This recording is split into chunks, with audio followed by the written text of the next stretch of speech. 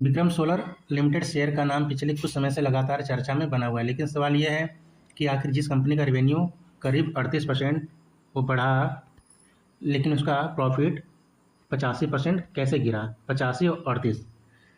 क्या विक्रम सोलर में ये गिरावट सिर्फ टेम्पररी प्रेशर है या फिर स्टॉक में अभी और कमजोरी देखने को मिल सकती है? आज इस वीडियो में हम बात करेंगे दोस्तों, विक्रम सोलर के क्वार्टर फर्स्ट जो अभी रिजल्ट आया है उसके प्रॉफिट सेल्स क्या रहे हैं, कंपनी के फ्यूचर प्लान्स क्या हैं और सबसे ज़रूरी कि इन्वेस्टर को किन चीज़ों पर नज़र रखनी चाहिए। वीडियो को अंत तक जरूर देखिएगा दोस्तों, क्योंकि आखिर में मैं आपको बताऊंगा इस स्टॉक की कहानी में अभी सबसे बड़ा पॉजिटिव और सबसे बड़ा रिस्क क्या है।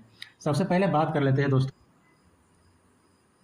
2027 का। आप देखेंगे इस क्वार्टर में सेल्स जो है वो 1563 करोड़ हुआ था। पिछले क्वार्टर की बात करें 1453, यानी कि क्वार्टर ऑन क्वार्टर इसमें हमें इंक्रीज होता हुआ दिखाई दे रहा है।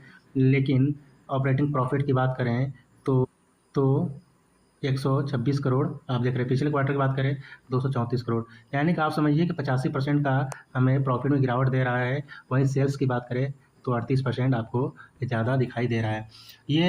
इसका ये मतलब हुआ कि रेवेन्यू ज़्यादा, सेल्स ज़्यादा हो रहे हैं, लेकिन उनमें प्रॉफिट कम हो रहा है। ऐसा क्यों हो रहा है हम वीडियो के अंत तक में जानेंगे। इसकी सबसे बड़ी वजह वजह यह है कि मार्जिन प्रेशर। दोस्तों, कंपनी के मुताबिक क्वार्टर फर्स्ट के दौरान रॉ मटेरियल और metal crude link cost per दबाव रहा। साथ ही सोलर मॉड्यूल इंडस्ट्री में कंपटीशन भी बढ़ा, यानी कंपनी ज़्यादा माल बेच रही है लेकिन हर यूनिट पर पहले जितना मार्जिन नहीं बच रहा है। दोस्तों, इससे आसान भाषा में हम समझेंगे, जैसे कि मान लीजिए हमने 100 रुपये का सामान बेचते हैं और पहले उसमें हमें 20% प्रॉफिट होता था। ओके, अब क्या कर रहे हैं दोस्तों, 130 का सामान बेच रहे हैं, 130 रुपये का, लेकिन हमें प्रॉफिट 10 रुपये हो रहा है। इस तरह से बिजनेस ये हुआ है। तो रेवेन्यू को देख करके आपको लगेगा कि बिजनेस बहुत तेज़ी से बढ़ रहा है, लेकिन प्रॉफिट को आप देखेंगे तो आपको ग्रोथ की क्वालिटी कमज़ोर नज़र होते हुए दिखाई देगी। विक्रम सोलर के क्वार्टर फर्स्ट में कुछ ऐसा ही देखने को हमें डाटा शीट में मिल रहा है। वही एबिटा की बात कर लेते हैं। EBITDA margin, profit before taxes या रेवेन्यू जो भी होता है, टैक्स से पहले का या इंटरेस्ट से पहले का, वो 21% से काफ़ी नीचे आ गया। पहले 21 था, इस बार आप देखेंगे एबिटा जो है वो 21% से भी नीचे आ गया। नेट प्रॉफिट बात करें 20 करोड़ का इस बार प्रॉफिट हुआ है, जो कि पिछले क्वार्टर में 110 करोड़ का प्रॉफिट हुआ था। ईपीएस इस क्वार्टर में 0.5 पैसे 55 पैसे, पिछले क्वार्टर में 3.05 रुपीज़ था। इसलिए रेवेन्यू 38% जरूर बढ़ा है दोस्तों, लेकिन 85% हमें प्रॉफिट गिरते हुए दिखाई दे रहा है। लेकिन कहानी पूरी तरह से नेगेटिव भी नहीं हम मान सकते, क्योंकि विक्रम सोलर के पास करीब 7.9 गीगावाट का ऑर्डर बुक था, जो फ्यूचर रेवेन्यू विजिबिलिटी के लिए एक बड़ा पॉजिटिव है।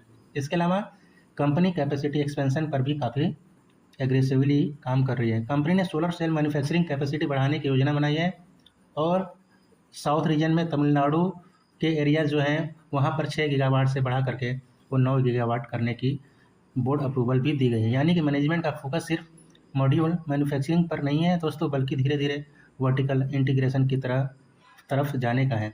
अगर कंपनी फ्यूचर में सेल्स और वाटर वाफर्स जैसी चीज़ों के लिए एक्सटर्नल सप्लायर पर कम निर्भर होती है तो थियोरेटिकली कॉस्ट कंट्रोल और मार्जिन में फ़ायदा हमें देखने को डाटा सेट में मिलेगा। लेकिन इसका फ़ायदा तुरंत क्वार्टर फर्स्ट जो अभी रिजल्ट आया है उसमें दिखाई नहीं देगा। इसके लिए एग्जीक्यूशन देखना बहुत ज़रूरी है। अब आते हैं दोस्तों सबसे इम्पोर्टेंट हिस्से पर, रिस्क। मेरे हिसाब से इस समय विक्रम सोलर में सबसे बड़ा रिस्क है मार्जिन रिकवरी, क्योंकि रेवेन्यू ग्रोथ अच्छी है, ऑर्डर बुक भी मजबूत है, लेकिन अगर रॉ मटेरियल कॉस्ट ऊँची रहती है और कंपटीशन के कारण सेलिंग प्राइस पर प्रेशर रहता है तो रेवेन्यू बढ़ने के बावजूद प्रॉफिट कमज़ोर रह सकता है। और यही वजह है कि आने वाले क्वार्टर में इन्वेस्टर को सिर्फ सेल्स ग्रोथ नहीं देखनी चाहिए।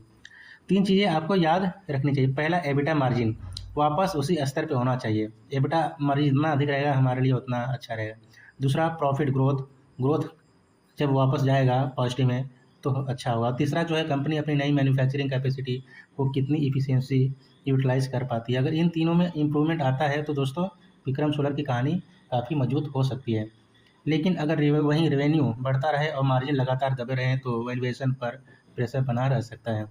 विक्रम सोलर का बिजनेस वॉल्यूम और रेवेन्यू के मामले में तेज़ी से बढ़ रहा है, लेकिन अभी जो आया है क्वार्टर फर्स्ट का रिजल्ट उसमें प्रॉफिटेबिलिटी है वो बुरी तरह से हमें प्रेशर में दिखाई दिया है।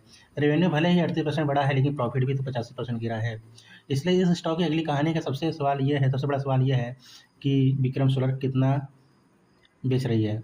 असली सवाल यह है कि इतनी बिक्री के बाद कंपनी कितना प्रॉफिट बचा पा रही है। अगर मार्जिन वापस इंप्रूव होते हैं तो कैपेसिटी एक्सपेंशन सही तरीके से एग्जीक्यूट होता है और ऑर्डर बुक रहता है, तो तस्वीर बदल सकती है दोस्तों। लेकिन अभी इन्वेस्टर को सिर्फ तेज़ी देखकर यही नहीं, बल्कि प्रॉफिट और मार्जिन की रिकवरी को देखकर ही आपको फैसला लेना चाहिए।